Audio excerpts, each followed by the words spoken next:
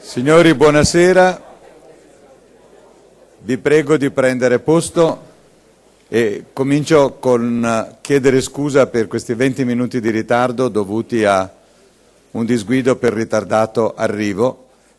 E capisco che questo non è un bel inizio, cominciare chiedendo scusa.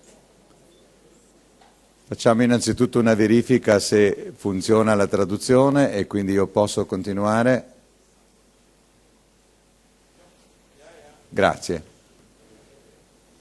Un saluto personale al Presidente del Rotary International, Kalian Banerjee, e alla signora Binota, che ci onorano della loro presenza.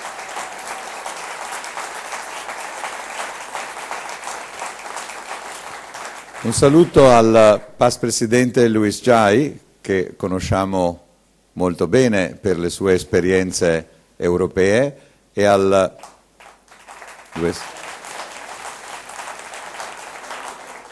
past Presidente Carlo Ravizza,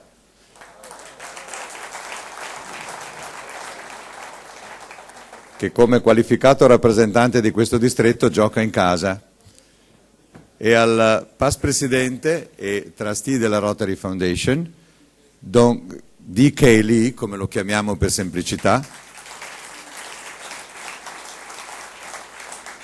che il chairman della Fondazione ha inviato per rappresentare la Fondazione in questo nostro seminario. Il seminario della Fondazione è obbligatorio. Nel Rotary Code of Policy è prescritto che ogni istituto internazionale deve essere sempre accompagnato, di solito preceduto, da un seminario di informazione e aggiornamento sullo stato di salute della nostra Fondazione e su come la Fondazione si propone di continuare il suo aiuto prezioso nei confronti della operatività dei nostri club e dei nostri distretti.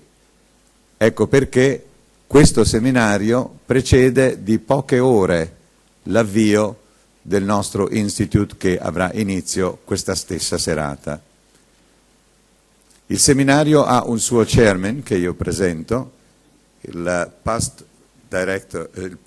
governor del distretto 2080 Alberto Cecchini,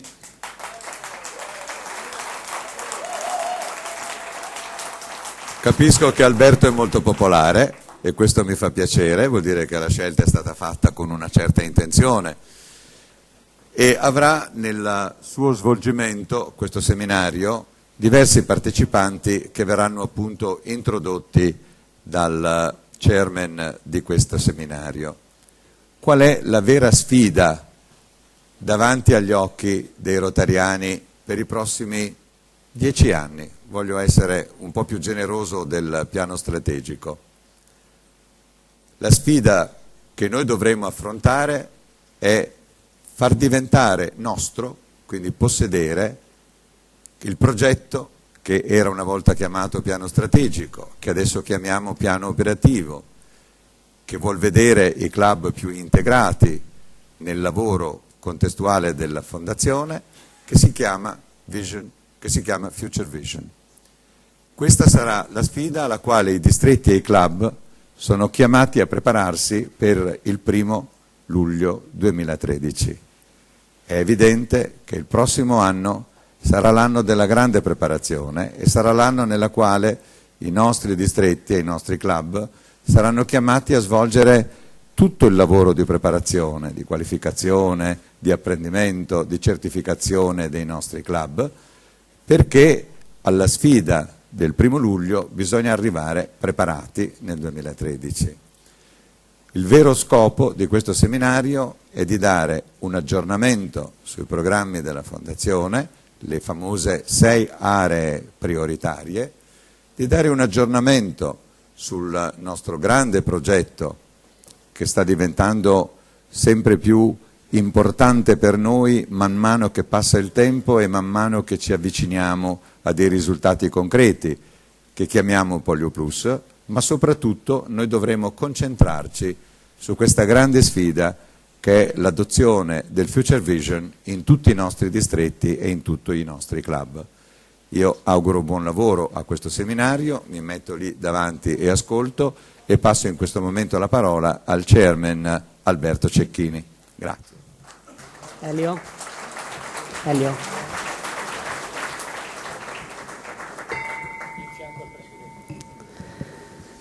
Grazie Elio, Mr. President Banerjee, Past President Jai, Past President Ravizza, Past President DK Lee, Convener Board Director Cerini, CEO Gianluco, District Governors, Rotary Leaders, Rotary Friends and guests. Welcome to everybody.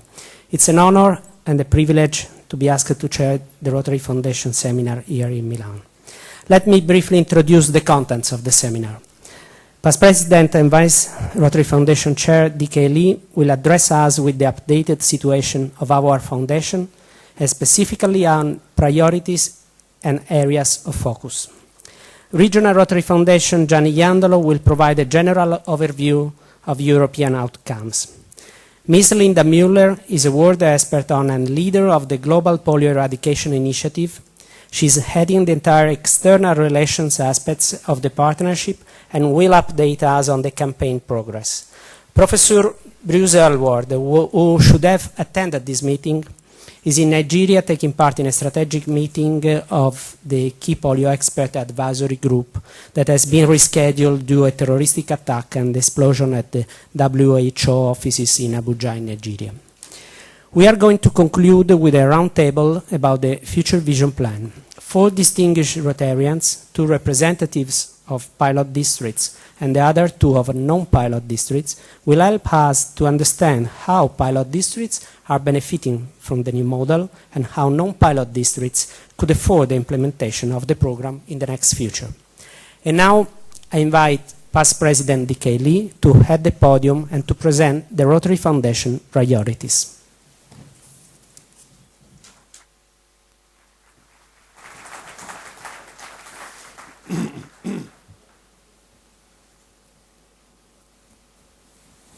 Buongiorno, amici Rotarians.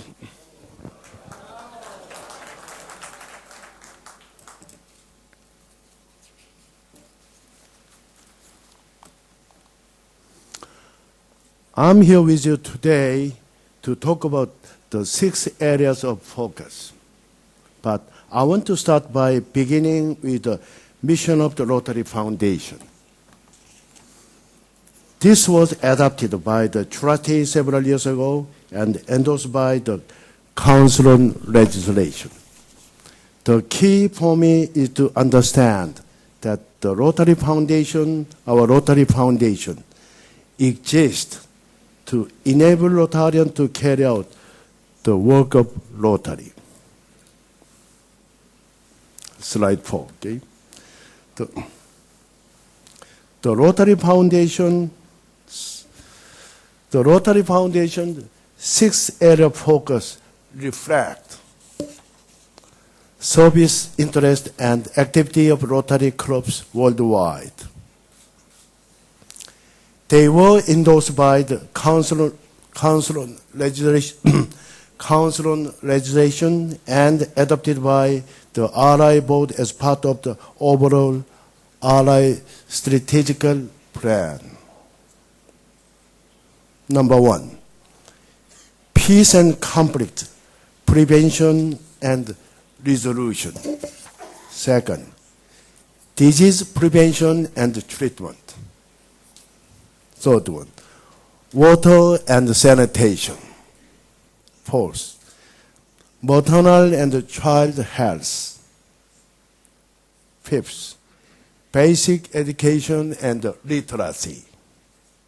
Sixth, economic and community development.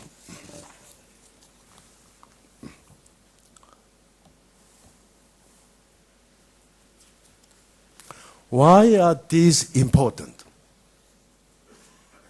As we look at to a world without polio, this provides the roadmap. Worldwide, 1.4 billion people live in poverty. It is anticipated that with the onset of the current economic crisis, an additional 55 million to 90 million more people will be living in extreme poverty. The Rotary Foundation is making a commitment to help those most in need. The bottom billion, with larger grants for sustainable projects that will truly improve the lives of people in the long term. Slide 5. From 1995 to 2004, 3.6 million people, 90% of them civilians, were killed in conflicts. About half of the civilian casualties were children. Conflict is a normal part of the experience of states, communities, and individuals, and cannot be eliminated. But what can we change is whether the resolution of conflict is peaceful or violent. Institutions often focus their project on one of three phases of conflict: prevention, mediation, and resolution, or post-conflict civilization. Continuous economic decline increases the likelihood of state collapse and conflict. Conflict also increases poverty and hunger, continuing the cycle. The goal of Rotary Foundation for this area of focus are to strengthen local peace effort, train local leaders to prevent and mediate conflict, support long-term peace building in areas affected by conflict,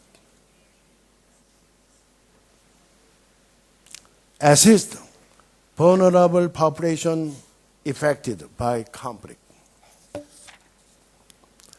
support studies related to peace and conflict resolution.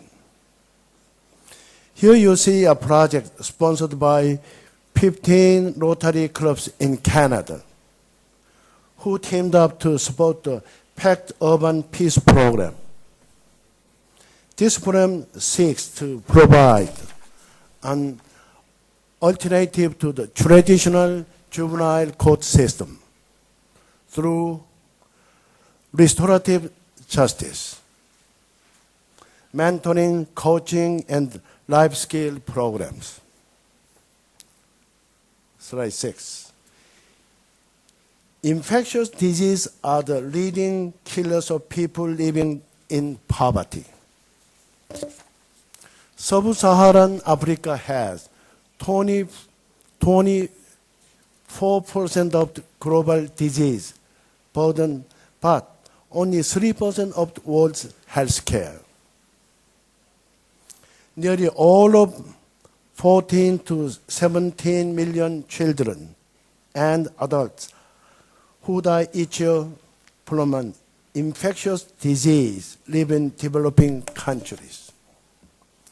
The goals of this area of focus are as follows: improving the capacity of local healthcare professionals,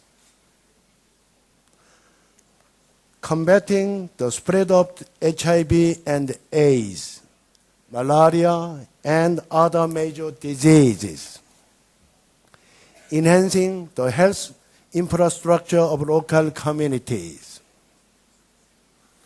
educating and mobilizing communities to help prevent the spread of major diseases, supporting studies related to disease prevention and treatment, Slide 7. Many projects will focus on educating children mortality in Asia and Africa by helping bring simple solutions like access to measles vaccines and insect repellent mosquito netting to help prevent malaria to part of the world where these things are too expensive. They will also help curb TB by teaching people how to prevent it and by providing safer sources. This picture shows a young woman and young boy receiving medical care at a clinic in Jaipur, India.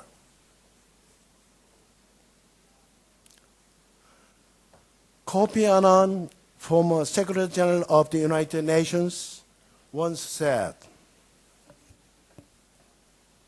"We shall not finally defeat AIDS,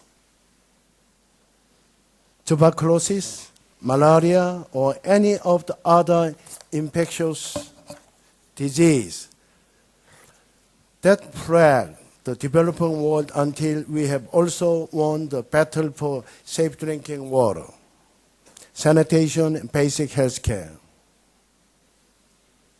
Worldwide, 2.6 billion people, 72 in Southern Asia, lack access to improved sanitation facilities, and 884 million, 37% in sub-Saharan Africa, do not use improved sources of drinking water.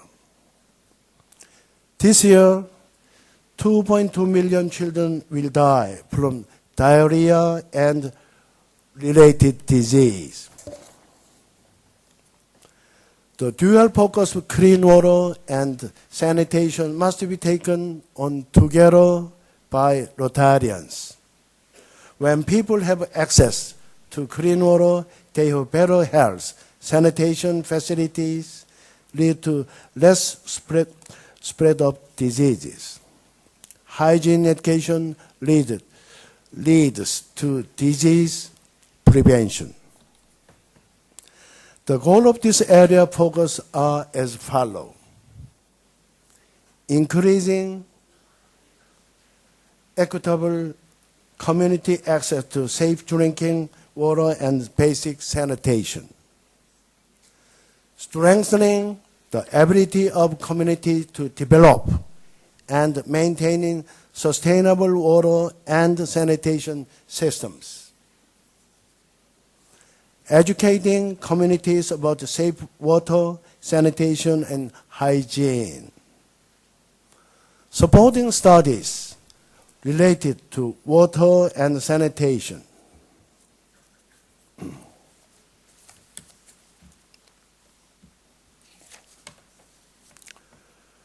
This is a photo of the Rotary Foundation project in Dominican Republic. Maria Magdalena Gonzalez, a 28-year-old mother of 2, lives with her mother. She cooks with water purified by a biosand filter in her home. The clean water is also used for cleaning, laundering, bathing, and drinking. She received the filter as part of an effort funded by Rotary Foundation matching grants, and more than 200 Rotary clubs in Canada and United States, the Dominican Republic, and other Caribbean countries.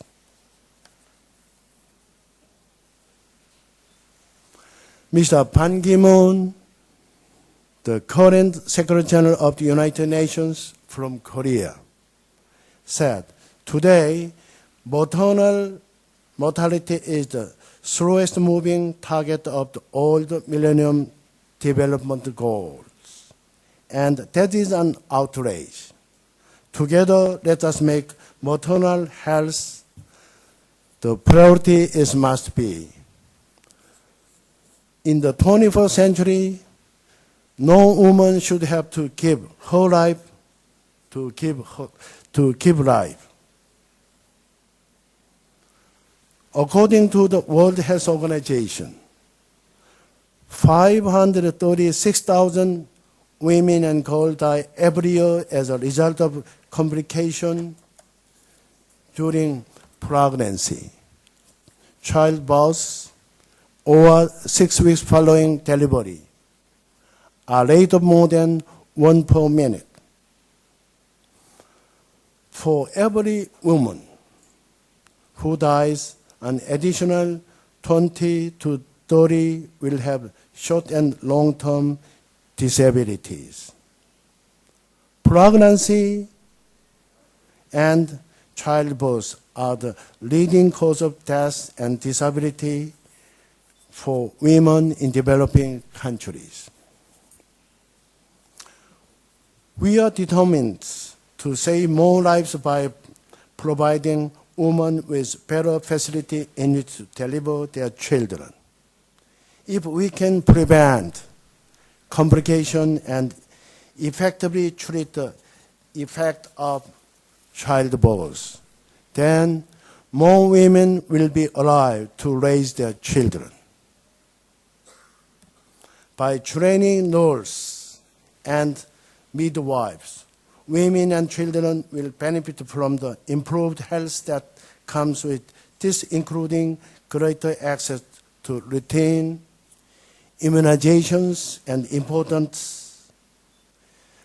prenatal health care.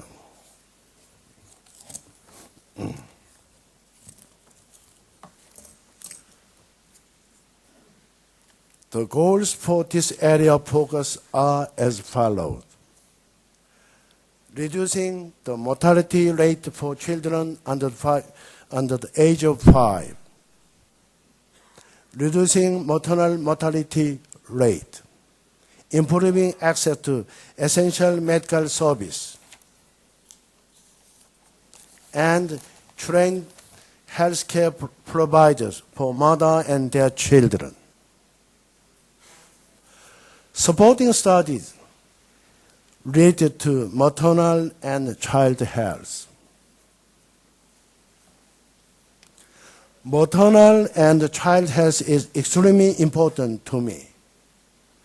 It was a main focus of my year as RI president. The pictures you see here are of the project carried out in Tanzania. Rotarians in Korea and Tanzania have recently completed a project in Tanzania for a maternal and child health complex. We raised more than $2 million for this project from Rotarians in Korea, Japan, with the help of a matching grant from the Rotary Foundation. I was honored to open the facility with the Tanzania President, Jakaya Kikwete.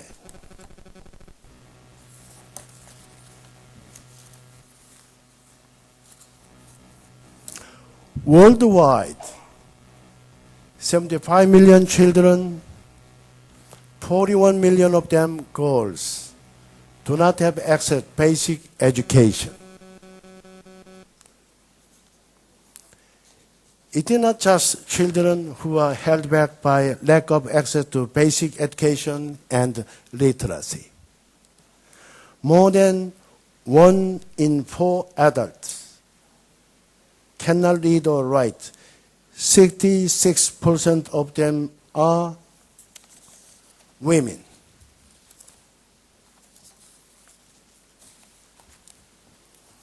Education is one of the basic human rights.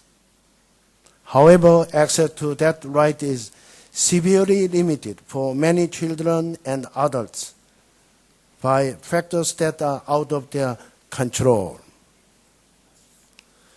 Factors such as geographical locations, gender,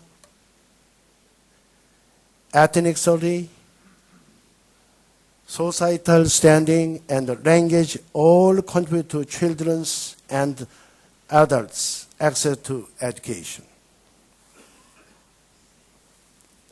The Rotary Foundation looked at these factors and statistics and used them to develop the following set of goals: ensuring that children have access to quality basic education, reducing gender disparity in education, increasing adult literacy, strengthening the capacity of communities to support basic education and literacy, supporting studies. Primary school education is the foundation for leading a better life. Learning to read, write, add, and subtract are the building blocks children need to move out of extreme poverty.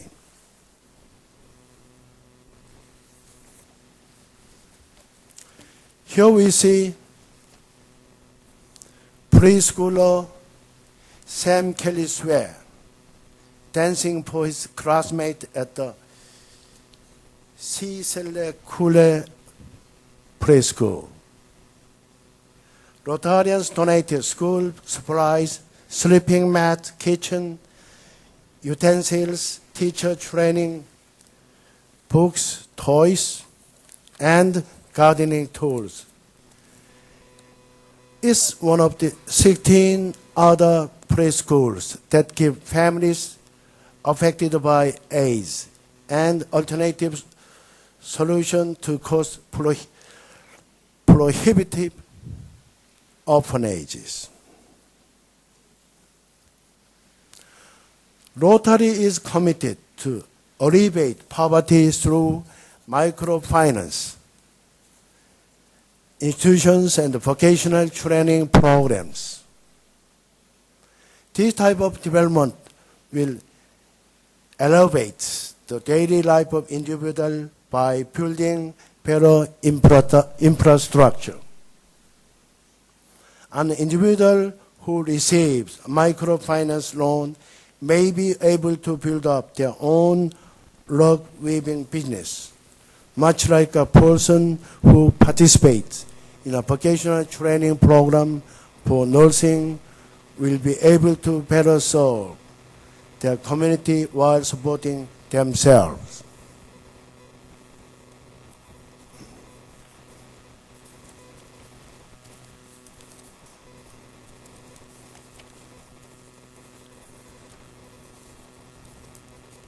Pilot districts have a unique opportunity to help define the new grant structure by providing feedback on their experience.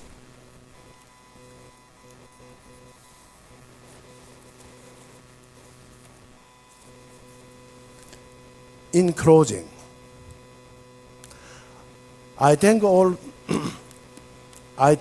of you today for your time and attention. And I leave you with this message. In 2017, the Rotary Foundation will turn 100 years old. In anticipation of the 100-year anniversary, the trustees set out to develop a plan to move the foundation toward its second century of service. In building the future vision plan, the trustees sought input from a wide variety of Rotarians. The plan updates the foundation's mission and creates a more effective and efficient way to help Rotarians develop projects with greater impact and sustainable outcomes. The plan simplifies the grant process by creating more user-friendly application forms, streamlining the donor support process opening up the channel of communication, and reducing the amount of time spent waiting for the distribution and the payment of program award funds. The Plan 6 to increase participation and the sense of ownership at the district and the club level and transfer greater responsibility to Rotarians in the field.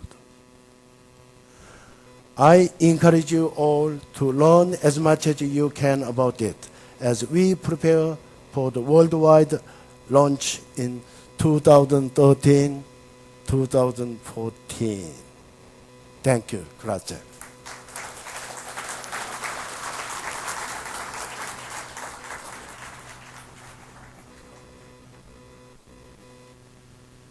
To Past President D.K. Lee that introducing us to the 6 areas focus.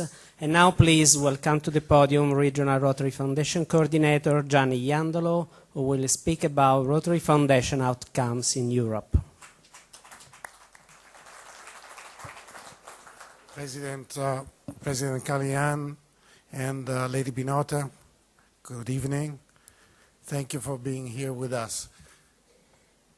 Care autorità rotariane, visto che ce ne sono molte, non li elenco tutti, ma li associo insieme con voi a un saluto rotariano a tutti quelli che sono venuti da lontano qui a Milano. Buongiorno dunque. Un buon momento per essere rotariani. Non vi dispiace, è vero, se condivido con voi alcune riflessioni. Quando mi è stato chiesto di intervenire nell'odierno seminario della Fondazione Rotary, ho pensato a 2 cose: i volti, i caratteri, la storia dei tanti rotariani che conosco e che hanno contribuito e contribuiscono a fare bene nel mondo, e ai numeri, sì, alle cifre che rappresentano lo stato di salute della nostra fondazione, ma non solo. Quando sono arrivato nell'albergo che ci ospita, ho iniziato a veder comparire i primi volti, ho provato ancora una volta, francamente, il gusto, il piacere, la soddisfazione del ritrovarsi.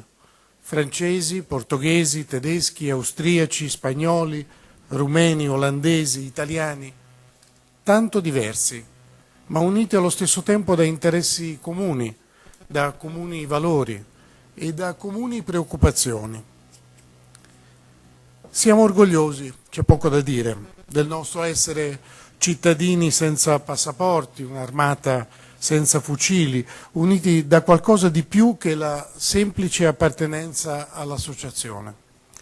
Siamo felici di ritrovarci, di riverificare le ragioni della nostra partecipazione, del nostro donarci, ma anche del nostro donare. Lo siamo. E come si suol dire, il vero Rotary succede qui, tra noi. È vero, Graciela? C'è in sala? E dove sei? E tu, Michel Bocavin? E tu, Dominique Dubois? E tu, Martin Gucce, Guidi Piper, Antonio Afonso, Arturo Estebanes, Edoardo San Martin, Armando, Maria Rita, Marcello, Francesco, Eckhart, Dieter. Voglio vedere dove siete qui in sala per offrirvi di nuovo interesse, cura, attenzione alle cose che dite, a quello che fate, al nostro comune patrimonio di ricordi, al piacere di lavorare insieme e di parlarci senza barriere, senza artifici, con fiducia. Ecco, prima ho pensato a queste cose e poi ai numeri. Di essi infatti ci possiamo ubriacare, perciò tento di semplificare il quadro focalizzando la vostra attenzione su alcuni semplici dati e sulle opportunità che essi ci danno di capire dove siamo e di decidere come costruire meglio il domani che ci attende. Così ho pensato di guardare una volta tanto, visto che siamo senza confini, non guardiamo ai distretti, non guardiamo alle zone, guardiamo da rotariani a un'area geografica, quella europea che definisce i confini delle zone qui rappresentate. Ed ho poi riportato le contribuzioni in questa tabella. Prima i risultati del 2009 e 2010, con un totale di 23 milioni di dollari, con una composizione come quella che vedete. E un'Europa così ridisegnata progredisce con un 5% sui risultati dell'anno precedente, e questo è importante così come è rilevante che i conti globali avanzino di un buon 9% a livello mondiale. Questo è un fatto positivo, in un mondo che è caratterizzato da una grande turbolenza e da politiche dettate anche dalle emozioni. E cosa se non l'emozione ha orientato la nostra spesa, il nostro donarci? Cosa ha guidato la nostra fratellanza e la capacità di lavorarci su in team? Vorrei vedere anche l'altra successiva diapositiva, grazie. Questo è il risultato 2010-2011. Certo abbiamo anche contrazioni significative che vediamo nella successiva tabella. Abbiamo contrazioni significative nei fondi vincolati, nel fondo permanente, ma anche nel fondo programmi, sia pure in modo lieve. Ma non possiamo non rilevare come sia contribuito significativamente, come si sia contribuito significativamente al programma Polio Plus, e con grande piacere, orgoglio e soddisfazione possiamo annunciare che da 8 mesi, se vediamo la slide successiva, nessun caso di polio in India.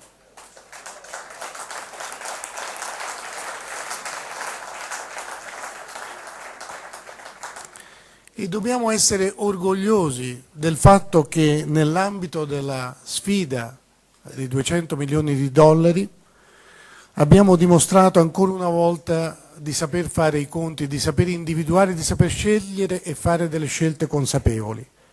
Siamo così arrivati a 192 milioni di dollari, dimostrando ancora una volta che sappiamo realizzare sogni con straordinaria determinazione.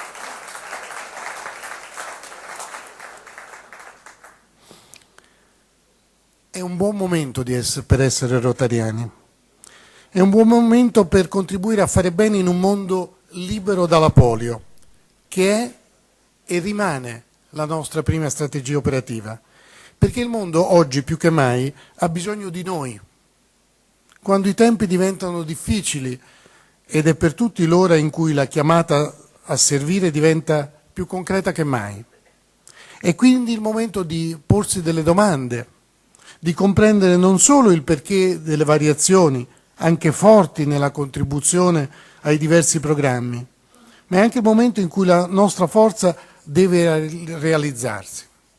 Cosa fare quindi senza pensare a esasperare la competizione interna tra i programmi del Rotary? Beh, contribuire intanto alla conclusione del service Polio Plus e consapevolmente ai service delle 6 aree prioritarie di cui il trustee e past president internazionale di Kelly ci ha parlato, e al raggiungimento dei cui obiettivi si è riferito il video appena concluso.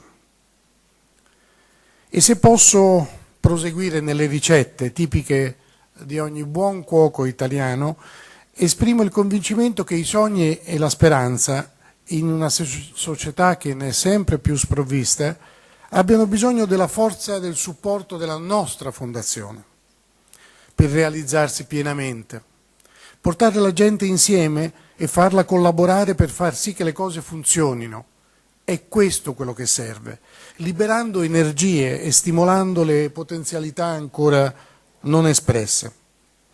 Come quelle dei club che storicamente eludono il dovere di contribuire, sia pure secondo le loro individuali possibilità, e che con miopia non comprendono i vantaggi del sistema share e disinvestono dal futuro dei club, non permettendo ai governatori che verranno di provvedere ad alcun tipo di supporto alle iniziative umanitarie degli stessi. Un buon momento per essere rotariani. È quindi un buon momento anche per aiutare gli altri che non riescono a comprendere a quale tipo di evoluzione storica il Rotary stia lavorando. E forse è opportuno, come molti dicono, e anch'io dico nel Rotary, cercare di parlare di meno e dire di più. E io intanto ci provo, ci posso provare, chiudendo qui e dicendo grazie alla vostra attenzione.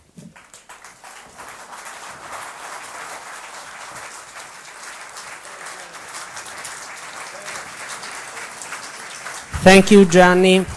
I'm not sure if Ms. Mueller is already here. Oh, okay, perfect.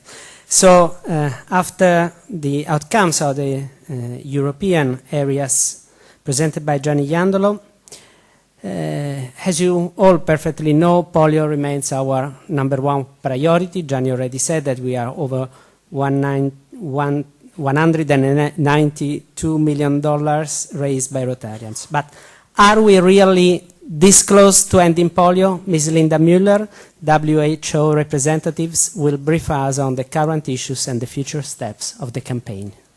Thank you.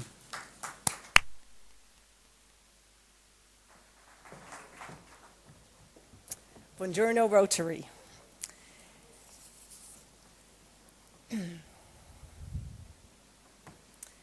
Ladies and gentlemen, it gives me great pleasure to join such a prestigious group of senior Rotary leadership to update you on the status of our shared goal of a polio-free world, and to highlight again just how important Rotary International is at this most critical phase of the initiative.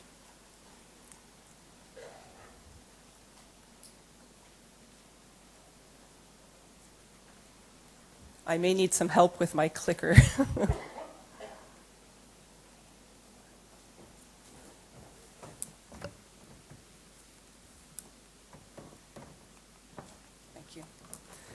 I thought I'd touch on 4 things to let you know where we are now, to highlight the opportunities and the challenges that we face, outline some next steps, and then say a few words about why Rotary is so essential to get us to the end game.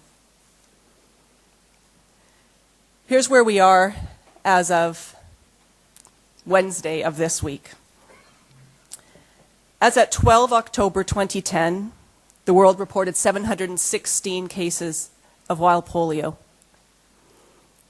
Same time in 2011, we were down to 444, representing a 38% reduction in the number of wild polio cases reported. The not so great news is that there has not been a significant change in the number of infected countries. 17 countries were reporting polio at this time last year, and this year we're at 16. This highlights where we're seeing polio in the world. In 4 endemic countries, Pakistan, Nigeria, Afghanistan, and India. In 3 countries with re-established transmission, Chad, the Democratic Republic of the Congo, and Angola, and in a handful of outbreak countries. Of note, fully 70% of the cases that have been reported so far this year are coming from 3 countries: Pakistan, Chad, and the Democratic Republic of the Congo. Let's touch on the good news. We are seeing political commitment like we've never seen before, and a renewed energy and momentum to implement not only polio eradication campaigns, but rather emergency campaigns in the key countries. Pakistan's President Zardari launched a new emergency plan on the 24th of January this year. The Angolan president, pictured here with the UNICEF Executive Director Tony Lake, launched and announced his new emergency plan in January of this year. And President Kabila of the Democratic Republic of the Congo, meeting here with the Director General of the World Health Organization, Margaret Chan, launched an emergency plan on the 7th of February. Another piece of the good news that many of you will be aware of, but it's growing bigger and bigger every day, is the launch and the uptake of the bivalent oral polio vaccine. You can see from the chart on the left that the seroconversion of children to polio is much, much better with the bivalent vaccine than with the trivalent vaccine. Kids are seroconverting after 2 doses at a rate of 79% compared with 69% with the trivalent vaccine. And for type 3, the numbers are similarly impressive, 71% versus 49%. The newer part of this story is the use of bivalent polio vaccine in countries around the world. Between December 2009, when we introduced bivalent oral polio vaccine, and December 2011, 37 countries will have administered 2.1 billion doses of bivalent oral polio vaccine and 198 polio campaigns. This is leading to some very impressive developments. First, against type 1 polio. Angola and DR Congo, very, very focal virus in these 2 countries. Of note, in Angola, we haven't seen virus in the capital Luanda for more than 8 months. In Nigeria, that's been the last great reservoir of polio in Africa, the number of cases is down 95% over 24 months. And the best news of all, of course, India. In fact, this week marks 9 months of no polio in India, and I would have to say thanks in no small part to the leadership of your President Kalyan Banerjee and Rotary's tremendous work in that country.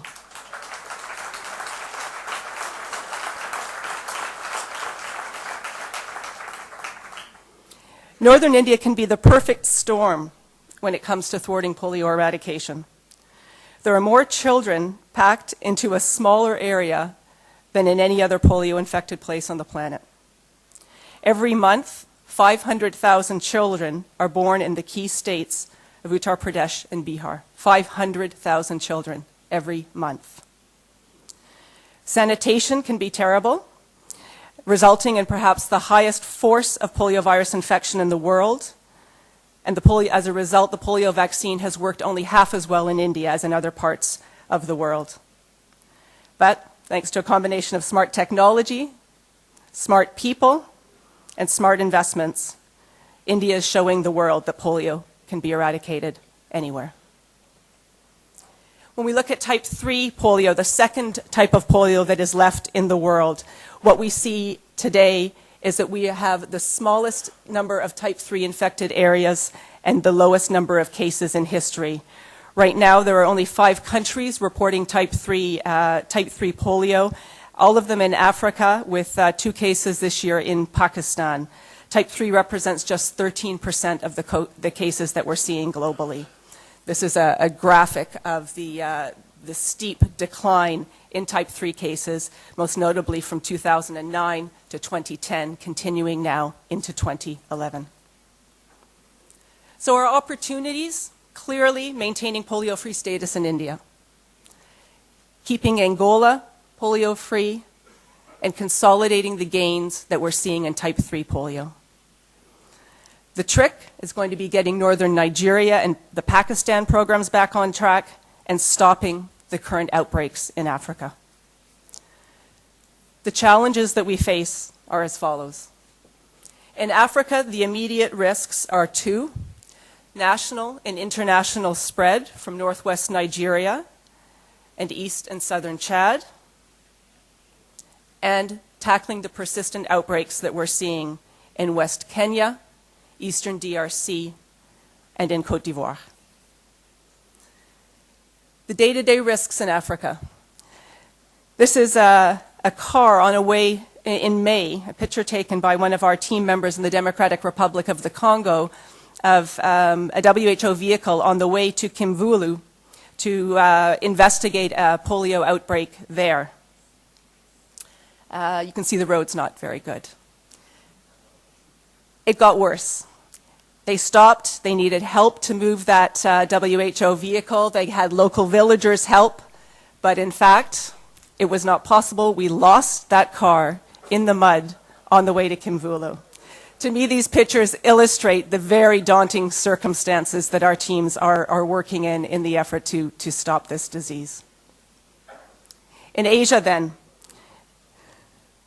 number one, are we seeing, or are we we're not seeing it, but is there undetected low-level transmission of polio in India? A key risk, and the campaigns are continuing apace, and the surveillance in India is better than it is anywhere in the world.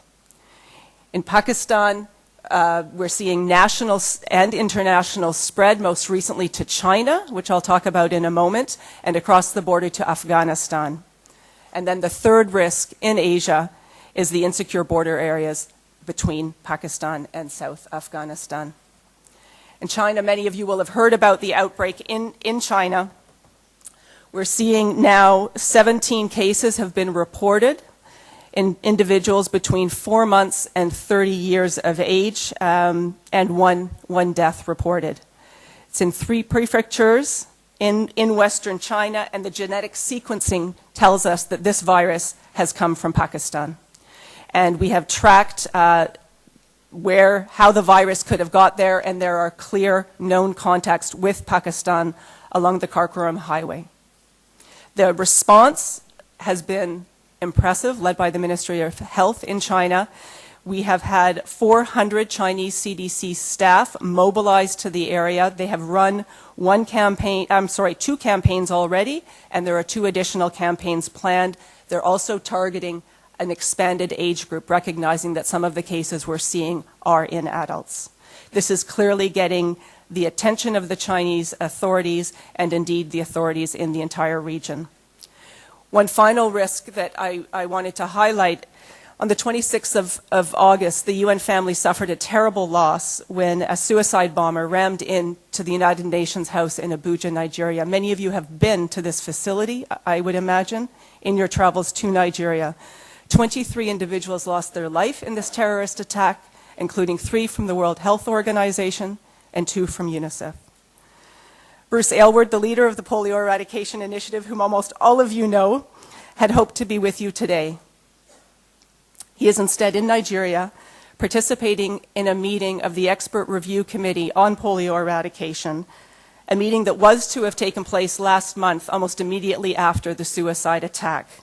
It had to be postponed in the wake of the bombings, and Bruce has gone there not only to provide advice to the government on strategies to eradicate polio, but also, obviously, to personally pay tribute to WHO and polio staff, and to pay tribute to their determination to continue to support the country in its efforts to consign polio to the history books. So to summarize the key challenges the way we see them today: Pakistan transmission and further spillover internationally, the continuing transmission and, in some cases, expanding transmission in northern Nigeria and Chad. We need to be able to respond rapidly and effectively to outbreaks that are happening as a result of this spread of polio, and dealing with security issues and access, not only in Afghanistan and Pakistan, more recently in Nigeria, and also the Horn of Africa. Closing surveillance gaps is always a priority for the program. We have to aggressively apply lessons, always. Constant innovation has to be the buzzword, and the key clearly is making sure that we are improving campaign quality. We have, thanks to an injection of funding from the Bill and Melinda Gates Foundation, been able to implement a massive staffing surge in Pakistan and in Chad, among other countries, and to look at a new, expanding, or rather for us, new monitoring tool, which is lot quality assurance sampling in every campaign in gap areas in Africa, which allows us to identify areas that have not achieved 90% coverage, and then to go back in and revaccinate every area that are rejected at that level. Dealing with surveillance gaps, conducting rapid assessments where we're getting discordant data, and implementing a surge strategy, and intensifying our work on the polio endgame, the period of time after we stop transmission.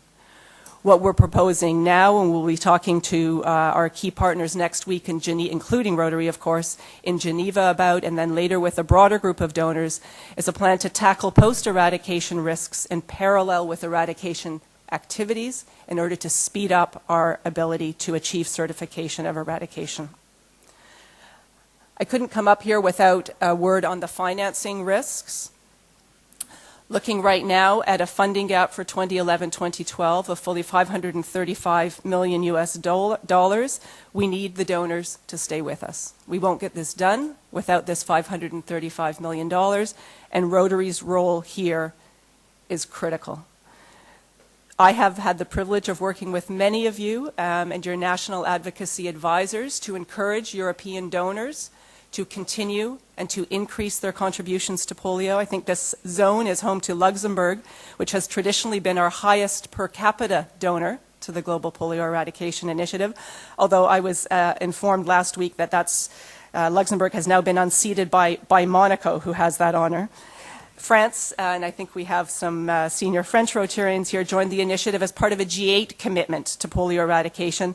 They've since exited polio, and we need to bring them back. Spain is notable in that despite extremely difficult financial times, Spain has multi-year commitments to the World Health Organization on polio. They have other funding to the World Health Organization that is 1 year only. Polio is the only program that they've committed to on a multi-year basis. Germany pledged 100 million euros together with Rotary, the UK, and the Bill and Melinda Gates Foundation in January of 2009, and we're still working to operationalize this. And Rotary, I know, will be key to making that happen. These requirements focus on eradication and what it will take to get us there. The long-term certification requirements are part of the work that's underway now on the new endgame strategy and looking at various financing scenarios. At your international convention in 2008, the World Health Organization Director General told Rotarians about the importance that she was placing on finishing polio eradication. Her resolve, I can assure you, is as strong now as it was then. And she asked me to thank you for your resolve and to underscore for you today just how important Rotary's continued engagement on polio eradication is to get us to eradication and to get us to the end game. I have been with this wonderful program on the biggest roller coaster ride of my professional life for 10 years. And I know that many of you have been at this far longer than me. John Hugo, who I understand is on his first European trip as your new General Secretary, is newer at this. But after just a couple of months on the job, he's already developed a very impressive understanding and commitment to polio eradication. On behalf of, on behalf of Dr. Margaret Chan, the Director General of the World Health Organization, and of Dr. Bruce Aylward, the leader of the Global Polio Eradication Initiative, I say this: Rotarians, you are our backbone, our passion, and our conscience. And I also say that Rotary, the world needs you now more than ever to finish what we started, to finally eradicate this dreaded disease from the planet and to then certify its eradication. We need you by our side as we refine and we implement the polio endgame. There can be no cause more noble, and I believe no reward more sweet. Thank you.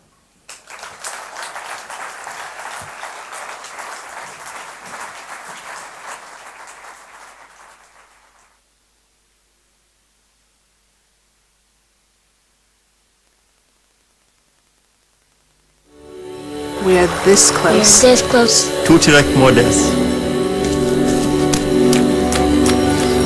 This close to making history. From 120. We are this close. We are This close. This close to taking the world. We are this close to making sure disease ever again. we are this close to making history. We are this close ending polio. because we are this close to ending polio. We are this close to ending polio. We are this close to changing the world. This close. All we need you. Is you. is you. Is you. We are this close. This close. Be a part of history at rotary.org/endpolio.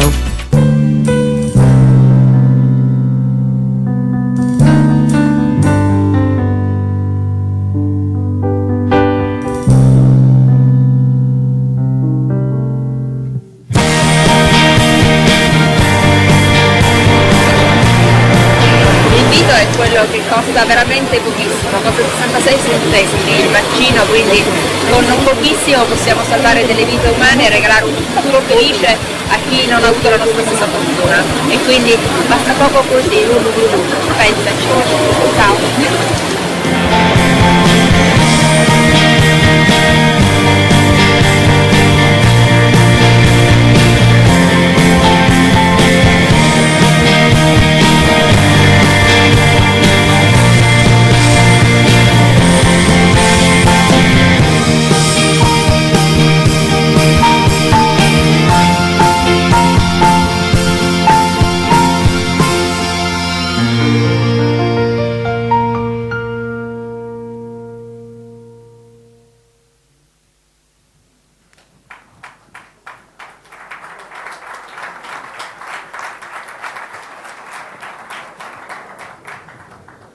We have changed the scene. Now we are ready to discuss about the future vision plan of the Rotary Foundation.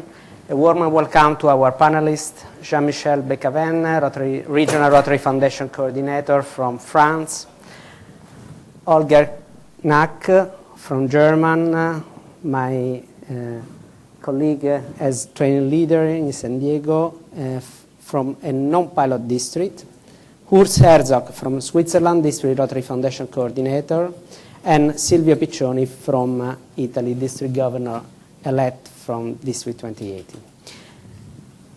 A warm welcome to all of them. The scope of this roundtable, or talk show if you prefer, is to provide some background on the plan, why and how it was developed, to give an overview of the new grant model, to describe how pilot and non-pilot districts can collaborate during this transition period, and to highlight the resources available to Rotarians. The motto for the Rotary Foundation is doing good in the world, the famous words of past President Arch Klump. And the mission of the Rotary Foundation is to enable Rotarians to advance world understanding, goodwill and peace through the improvement of health, the support of education and the alleviation of poverty, based upon the 6 areas of focus highlighted by past President D.K. Lee during his speech. As the trustees began to prepare for the Rotary Foundation Centennial in 2017, it became apparent that the organization needed to pay attention to the delivery of services. We have seen an immense growth in the work of the Rotary Foundation, particularly in the area of humanitarian grants. The Rotary Foundation became a victim of its own success. The foundation was not designed to support that kind of exponential growth. So the trustees saw this was an opportunity to ensure that the foundation would remain relevant in the philanthropic world and meet the needs of Rotarians in this evolving organization. I would like to start with a quick round of comments from each of you on how the future vision is changing your district and club's involvement in foundation activities, both for pilot and non-pilot districts, and what are, according to your experience, the most important aspects of the new plan. Just a quick round, a sort of short message to send to the audience about your opinion or your concern about our future vision plan. Please, Silvia, start. Thank you, Alberto. Buonasera a tutti. In Italia ci sono 2 distretti pilota, il distretto 2080 e il distretto 2070. Io porterò le esperienze del mio distretto, il 2080, che non sono dissimili dall'altro collega, con il quale abbiamo ottimi rapporti. Quindi questo già è un primo risultato utile del piano di visione futura, 2 distretti pilota che si parlano e scambiano le loro esperienze. Nel nostro distretto si è verificato un maggior coinvolgimento dei club nelle sovvenzioni distrettuali, notevole aumento delle domande di sovvenzione rispetto alle passate sovvenzioni distrettuali semplificate. Nel primo anno di sperimentazione abbiamo notato un approccio un po' timido verso le sovvenzioni globali, probabilmente i club si sono impauriti dell'aumento del minimum award richiesto, passato da 5 a $15.000. Nel secondo anno di sperimentazione probabilmente i club hanno preso maggior confidenza e soprattutto hanno scoperto che unendosi fra di loro possono realizzare progetti più grandi. Thanks, Silvio. And Urs? Dear President, dear Roberto, I hope and I think that the engagement of our District 1980 with its 64 clubs will be at least the same as now. With more impact on the 6 areas of focus, together with polio, it will become easier to motivate the clubs to collaborate among each other and with the district on condition that the information is well prepared, motivating and simple.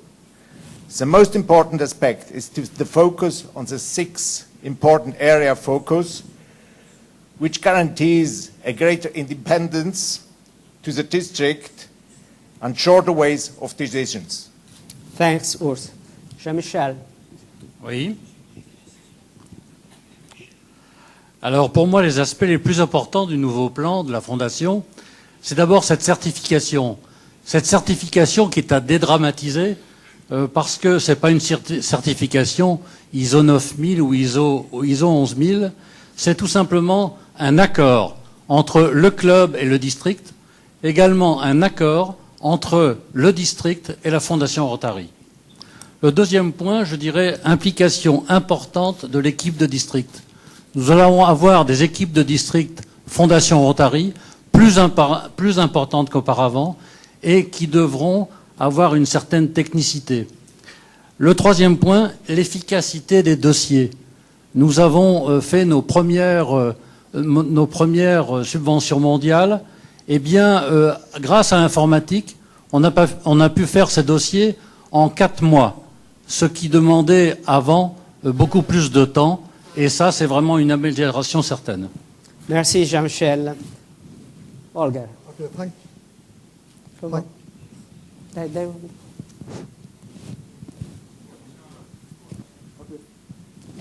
Don't worry, they do. They do that? Okay, thank you very much.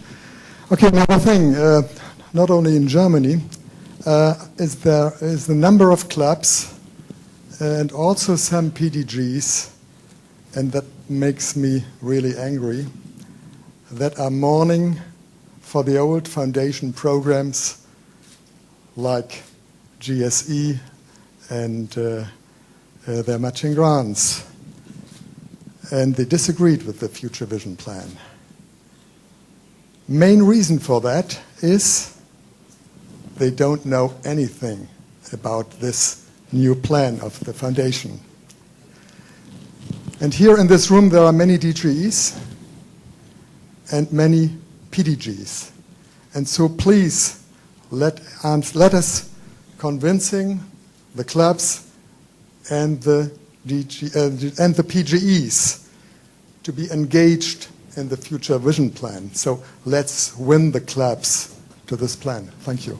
Thank you for this first round of comments. And to simplify the grant-making process, the Future Vision Plan offers only 2 types of grants, district grants and global grants.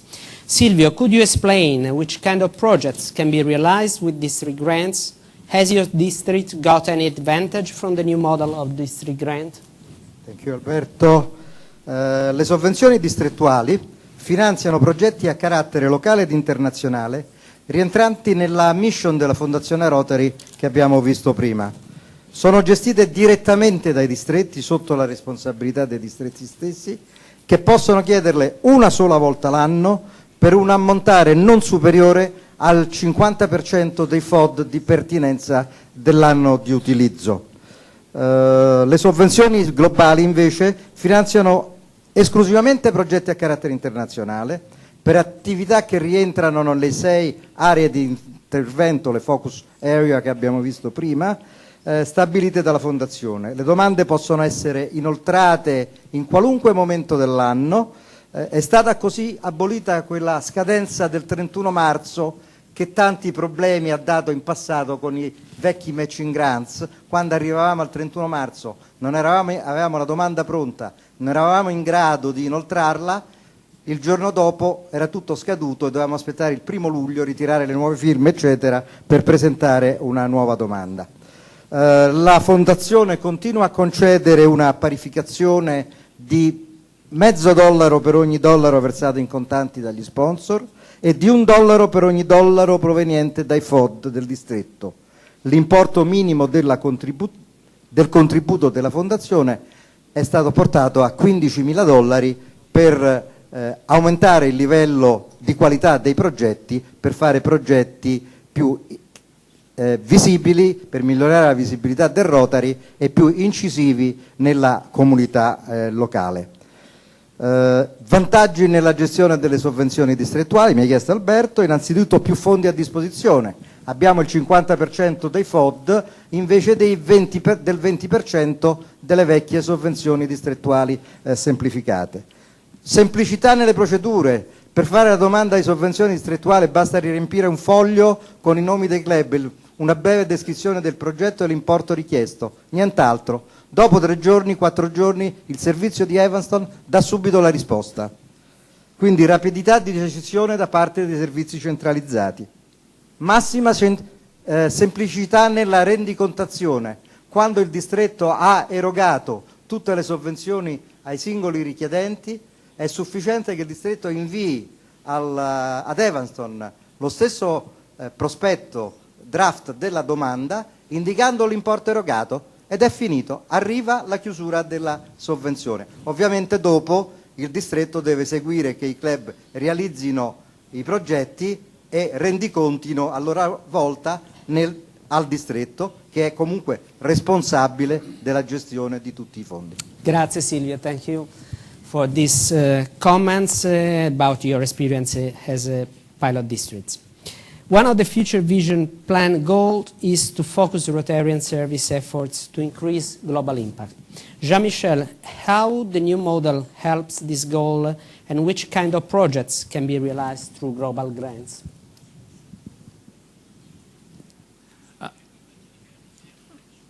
Alors je vais simplement répondre par 3 exemples de subventions mondiales qui sont en cours.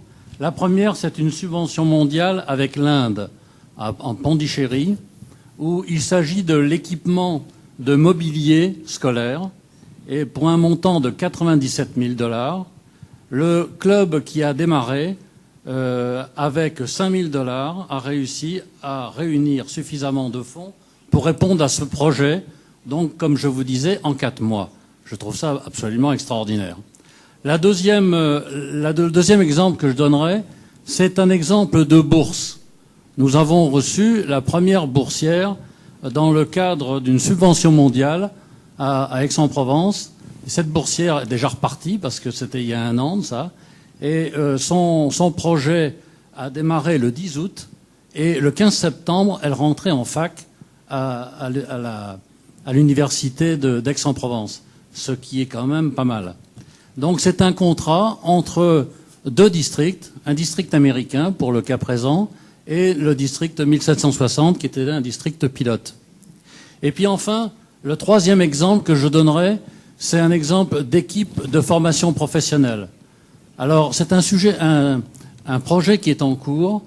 Il s'agit d'envoyer du personnel médical pour soigner les malades atteints de cancer au Mali. Et en accord avec le centre de Villejuif, nous sommes en train de monter un projet qui va permettre d'envoyer du personnel médical au Mali pour faire fonctionner du matériel. Jusqu'à présent, il n'avait personne pour le faire. Merci. Urs, you come from a non-pilot district and you are in charge as a District Rotary Foundation coordinator, right? What are your main concerns about this new grants model? I think if leadership in the district remains strong with clear goals, I do not think that we will struggle with a new idea. As long as the foundation offers a clear and transparent information policy, the clubs will follow, for a certain degree, the recommendations of the district leaders. I think it will be of utmost importance that the district will guarantee a great right to autonomy for the clubs. As a district, we do not have any right to claim something from the clubs. But if the clubs remain free in their decisions, and the district promotes well-defined and reasonable projects, we will be happy. In Switzerland and Liechtenstein, we have very good experiences with this philosophy with our well-known policy projects, Sunflower Seeds and Key Finders. Thank you. Thank you all.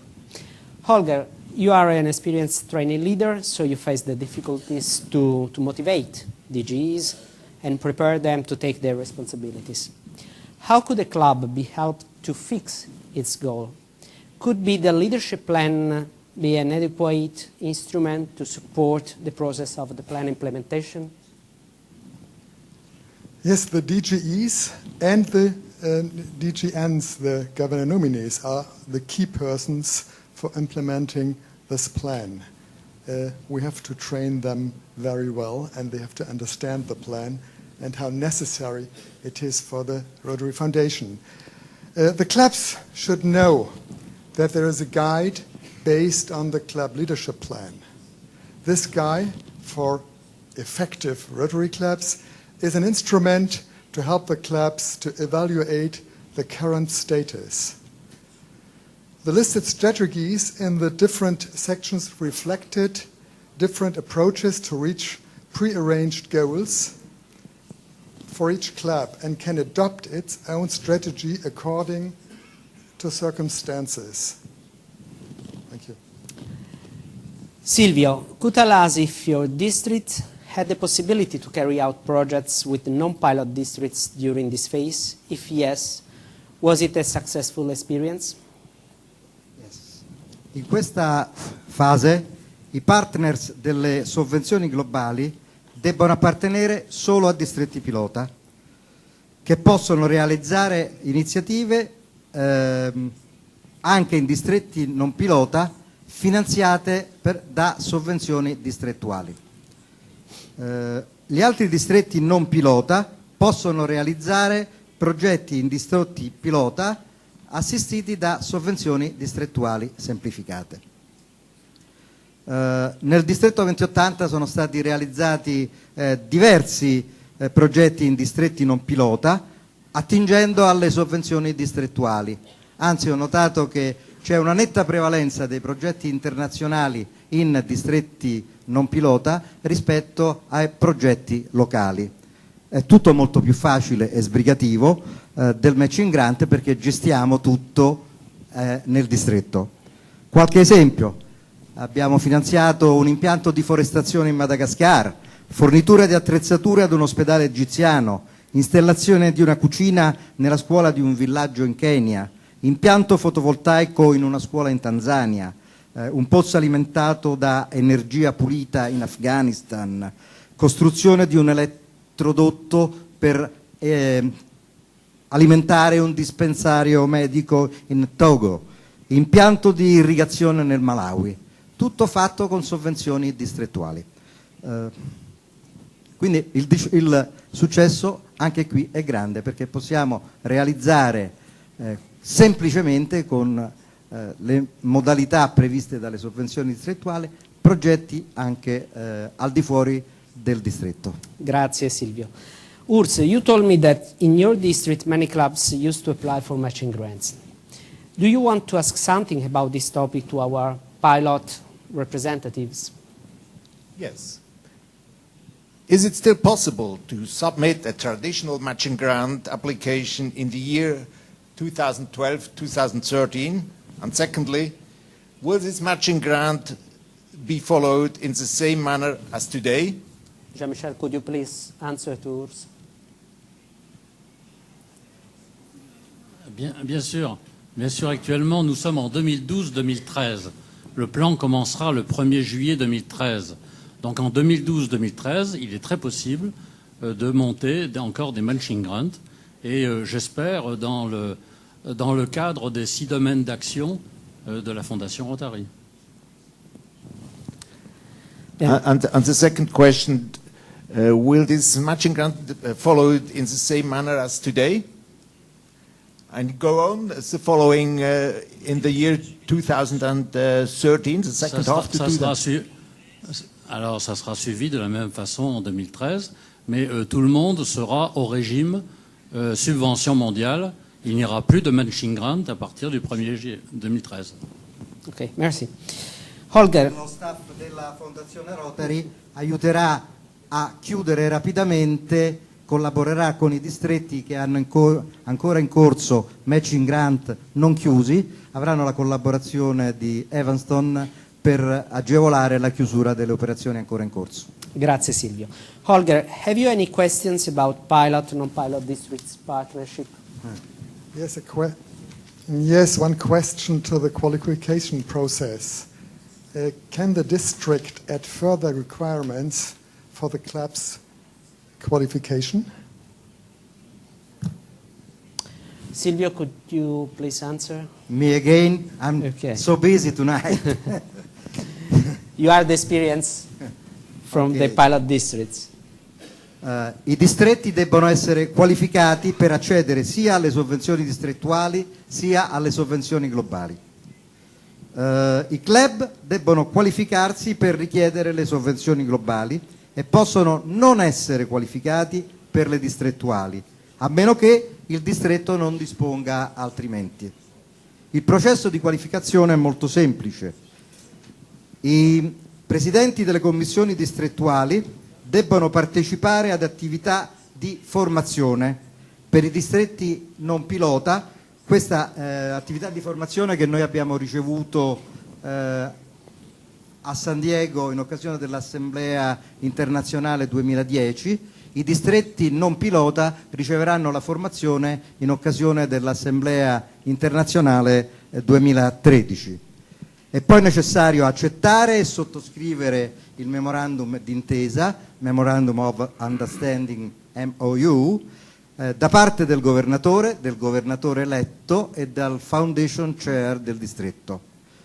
È necessario aprire un conto corrente bancario dedicato esclusivamente alla gestione delle sovvenzioni ed è necessario nominare una commissione di revisione contabile oppure un revisore esterno. Tutta la procedura viene svolta semplicemente online, quindi bisogna prendere molta confidenza con l'area soci del sito rotary.org. Con il Memorandum of Understanding si assumano semplicemente impegni per una corretta gestione delle sovvenzioni secondo corretti criteri contabili, tenuta delle scritture, conservazione dei documenti per almeno 5 anni, a meno che le leggi locali non dispongano tempi superiori.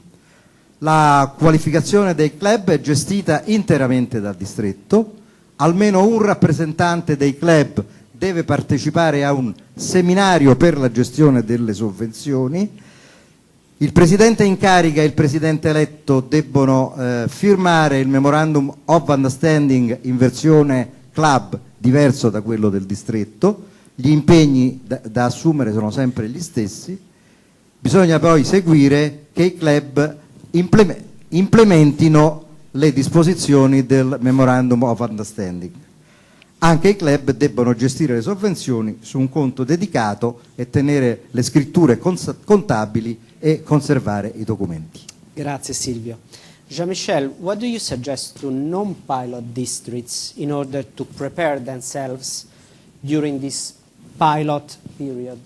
Alors j'encourage les clubs pour se préparer justement à ce plan vision pour les clubs, les districts non pilotes. Premièrement, utiliser les subventions de districts simplifiées.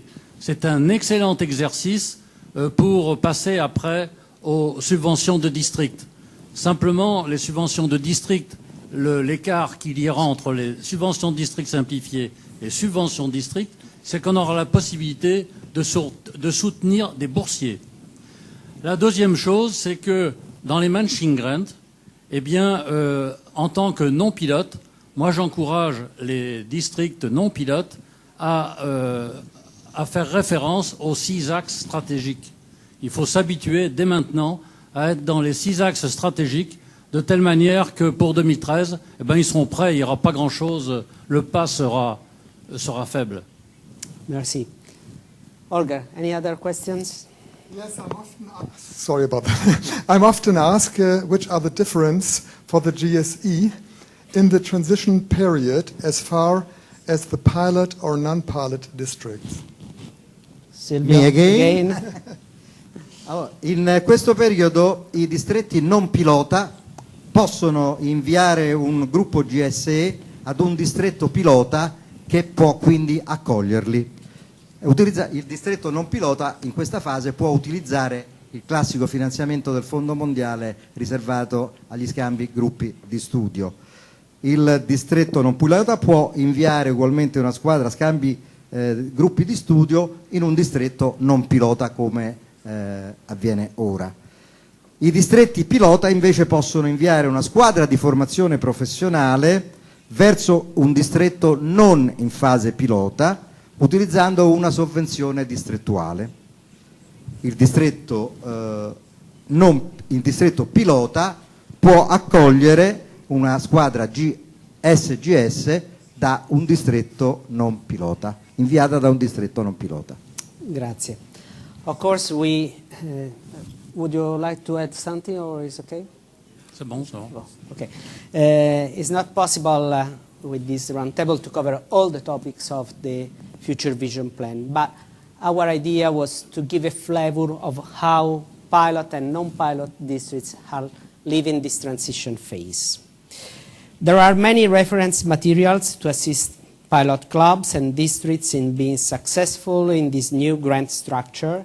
Here are the top 3 resources to turn to for information, assistance, and guidance. All of the most current and up-to-date Future Vision training materials are available on the Rotary International website. If you can find the information you are looking for there, please contact the Future Vision Pilot Operation staff member associated with your district and ask for the support of the Regional Rotary Foundation team. In closing, I would like to highlight the top 5 things every Rotarian should know about the Future Vision Plan. Future Vision simplifies the grant-making process and directs resources to high-impact projects with sustainable outcomes that will command public recognition. The plan will enable the Foundation to respond effectively and strategically to the world's most urgent needs. Future Vision supports Rotarian identified needs within communities. It represents a philosophical shift away from a program-focused model. The new grant-making model is more flexible and has fewer restrictions, allowing for greater Rotarian innovation. Future Vision is not just for districts. Club and districts developed global grant offer clubs great flexibility in designing new projects and activities. Packaged global grants will also be available to clubs to carry out projects. Clubs can also work with their districts to take advantage of district grant funds. Future Vision is great for scholarship and offers many options for funding scholars. Club and districts can fund students locally and abroad, as we heard from Jean-Michel, fund degree programs, and allow students to choose their schools. The shortened timetable for applications will enable Rotarians to better meet scholars' financial needs. Future Vision uses an online application process. This takes advantage of current technology and eliminates the need for paper applications.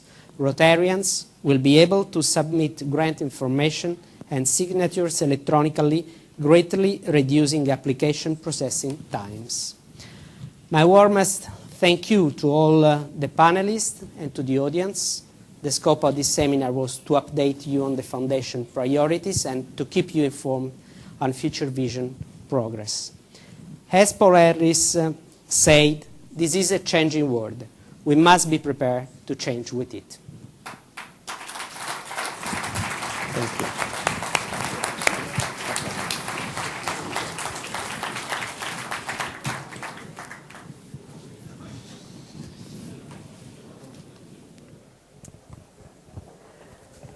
And now I ask to Board Director Leo Cerini and Vice Chair of the Rotary Foundation, D.K. Lee, to join me on the stage to award some outstanding Rotarians.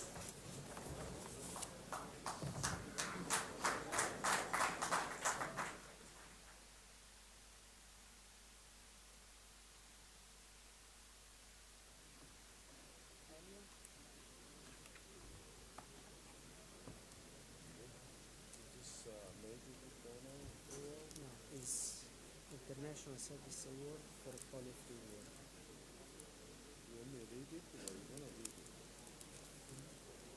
Polio is not here.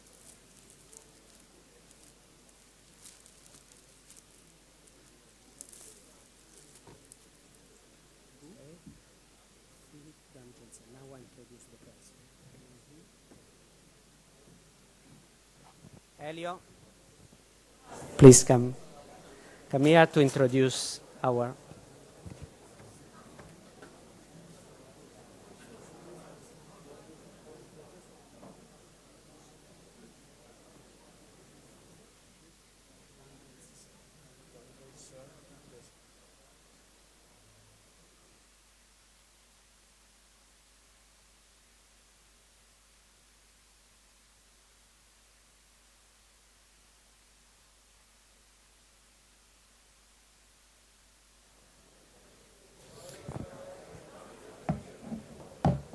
The last portion of this seminary is to recognize Rotarians who served with particular attitude and particular inclination to service. And we had 2 persons to recognize. Only one is present here today. And I would like Philippe Dangelzer to come accompanied by his vice-governor to the podium, please. If we can have some light, we will probably see if Philippe is here. Anita, welcome. Bienvenue. Bienvenue. Vous prenez la chaise là. Philippe, enchanté. I would like, Anita, before you sit down, introduce the past president, Kelly, trustee of the Rotary Foundation. If you would like to, si tu peux présenter Philippe Dangelzer, son attitude et pourquoi tu l'as recommandé.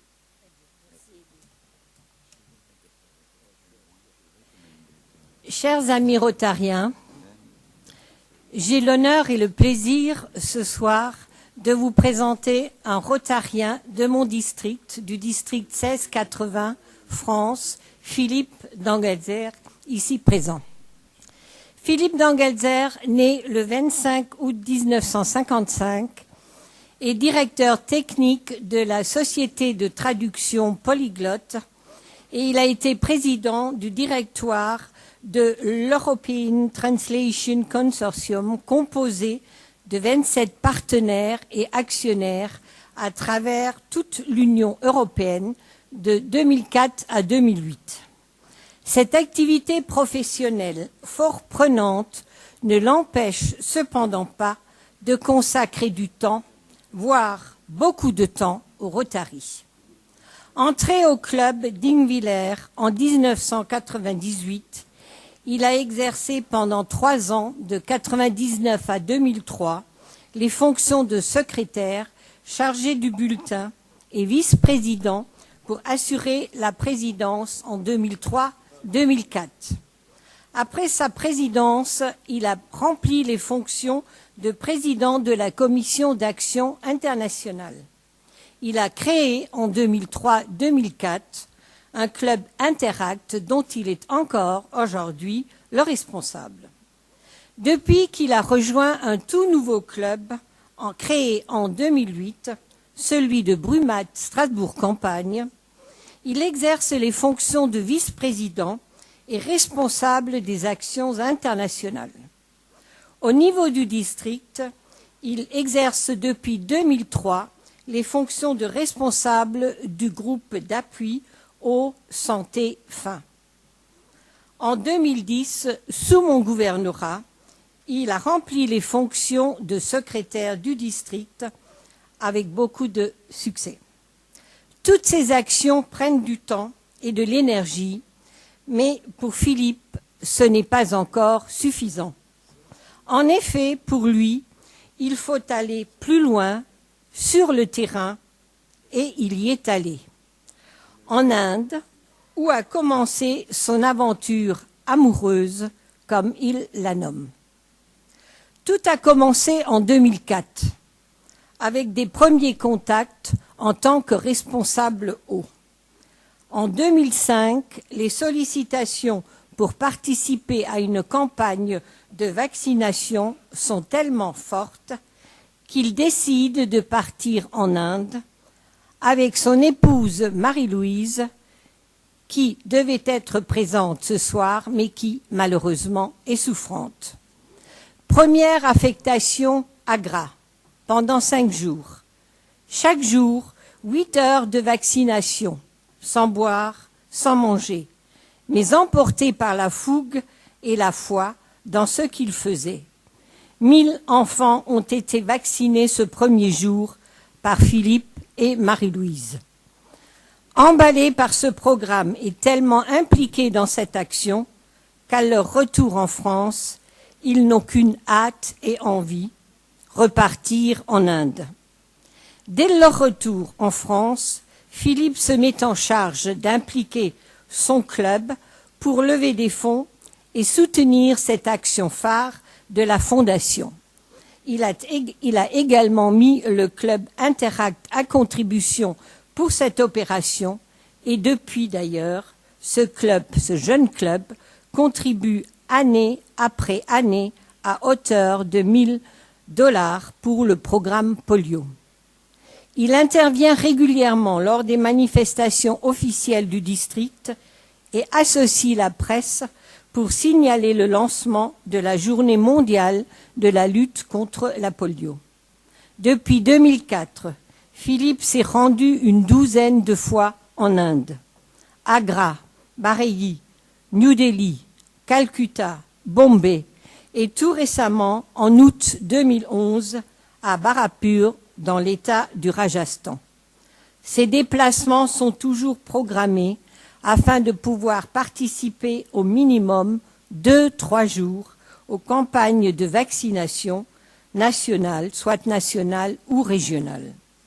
À raison de près de 2 voyages par an, en sacrifiant ses congés, Philippe motive les personnes de son entourage, amis, familles, salariés de son entreprise, membres d'autres associations, tous partent avec lui avec la même ferveur, apporter un appui inconditionnel pour montrer que nous sommes solidaires dans le partage de cette grande cause qu'est la lutte contre l'éradication de la polio.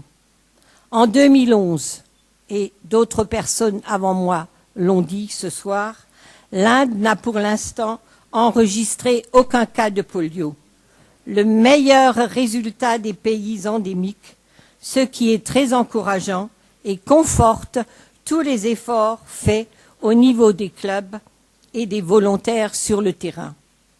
En tant que gouverneur 2010-2011 du district 1680, l'engagement de Philippe, son charisme, sa détermination, son désir de vivre pleinement l'action, de servir autrui, son espoir en un monde sans polio, m'ont amené à le proposer à cette haute distinction. Le Rotary international a reconnu les mérites de ce rotarien exemplaire et j'en suis particulièrement heureuse aujourd'hui de lui voir décerner le prix international de service pour un monde sans polio. Je vous remercie.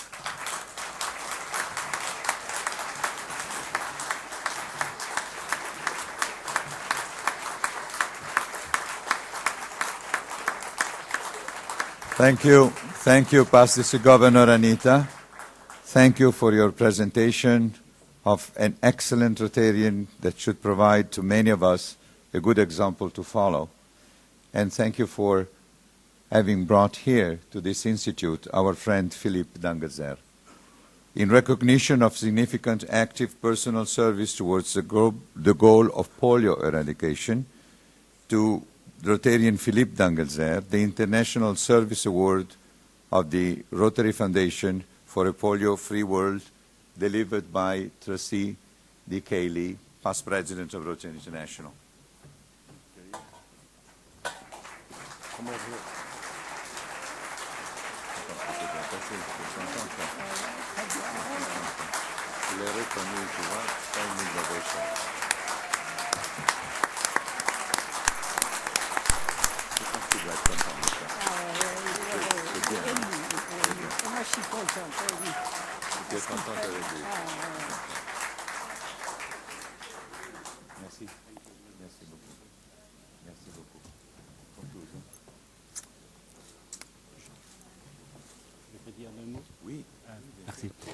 Merci beaucoup, mille merci. Je voudrais d'abord partager ce prix avec mon épouse, qui malheureusement n'est pas là ce soir. Mais je voudrais aussi le partager avec tous ceux... Alors je suis très ému, malgré que je savais que j'allais recevoir ce prix, mais on est toujours très ému, surtout devant une assistante comme la vôtre. Je voudrais le partager essentiellement avec tous ceux qui sont sur le terrain, que ce soit les gens du Rotary, de l'OMS, des autres organisations, UNICEF, CDC et des gens du gouvernement qui sont sur le terrain, qui nous aident en fin de compte dans ces campagnes de vaccination. Ensuite, je voudrais remercier tous ceux qui lèvent des fonds, parce que sans eux non plus, nous n'y arriverons pas. Et c'est vrai que, comme tout le monde, nous sommes si près de l'éradication de la polio. Malheureusement, on a un petit film, mais on n'a pas pu le caler, mais je vais le remettre à Alberto. Peut-être que pendant les 2 jours qui restent, il peut le passer. Je vais en remettre un aussi à notre président, Namasté Kalyan Banerjee. Et je voudrais conclure en remerciant une grande dame qui est à côté de moi, qui a fait un éloge particulier, mais que je pourrais lui rendre exactement l'appareil, parce que, je veux dire, sans elle, je ne serais pas là. Et merci à tous ceux qui ont cru en moi, qui ont supporté cette candidature. Merci beaucoup. Merci Anita.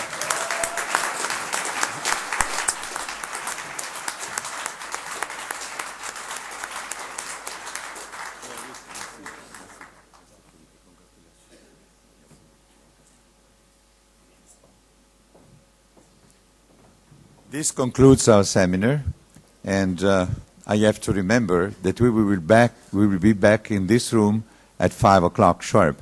So if you need to have a stretch for your legs, do it immediately, and please be ready at 5 o'clock for the official opening of the Institute with the first plenary session. Thank you very much for your participation.